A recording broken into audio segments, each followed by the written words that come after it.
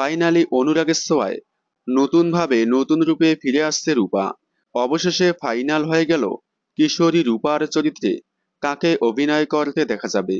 বেশ কয়েকদিন ধরে রূপার চরিত্রের জন্য লুক টেস্ট চলছিল। অনেক জনপ্রিয় অভিনেত্রী লুক টেস্ট দিলেও কেউ লুক টেস্টে ফাইনাল হয়নি। প্রথমে দিতিপ্রিয়া রয় ফাইনাল হলেও কোনো এক কারণে দিতিপ্রিয়া রয় সেটি ক্যান্সেল করে দেন।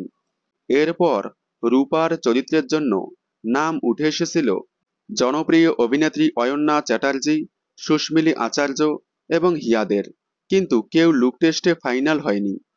দর্শকেরা অনুরাগের ছোঁয়ায় রূপাকে দেখার জন্য অনেকদিন ধরেই অপেক্ষা করে আছে কবে রূপাকে ধারাবাহিকে দেখানো হবে।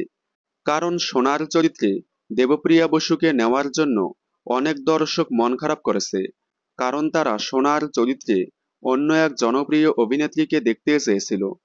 যার কারণেই দর্শকেরা অধীর আগ্রহে আছে রূপার চরিত্রে কাকে নেওয়া হয় তা দেখার জন্য। অবশেষে ফাইনাল হয়ে গেল রূপার চরিত্রে নতুন মুখ অভিনেত্রী সায়না চ্যাটার্জি। গত 1 অক্টোবর লুক টেস্টের মাধ্যমে ফাইনাল হয়ে গেল সায়না চ্যাটার্জি।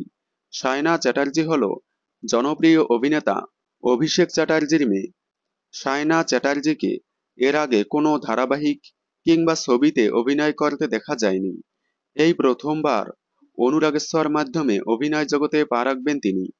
প্রসঙ্গত, ছোট্ট রূপার মুখের সাথে সায়না চ্যাটার্জির মুখের অনেকটা মিল পাওয়ায় তাকে রূপার চরিত্রে ফাইনাল করা হয়েছে।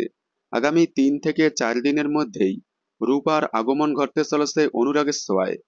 দেখতে থাকুন অনুরাগের ছোঁয়া, সোম থেকে রবি ঠিক রাত 9:30টায় স্টার জলসার পর্দায়। বাংলা বিনোদনের সকল আপডেট সবার আগে পেতে চ্যানেলটি সাবস্ক্রাইব করে পাশে থাকা বেল আইকনটি বাজিয়ে দিন।